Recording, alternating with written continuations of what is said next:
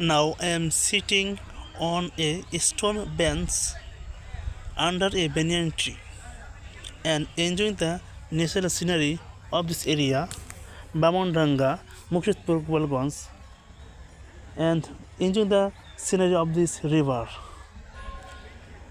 The wave of river snares my heart.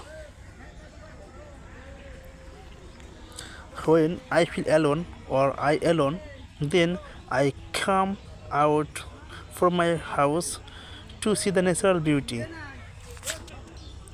and to refresh my mind. It is one of the best way. Really awesome. Here the people are crossing the river by the boat, and here and there people are gossiping and saying, selling and buying and working. Some boys are playing. So I think everyone should go out for a walk and to enjoy the natural beauty. If you look over the green valleys, green field, then you will be refreshed and your eyes will feel very well.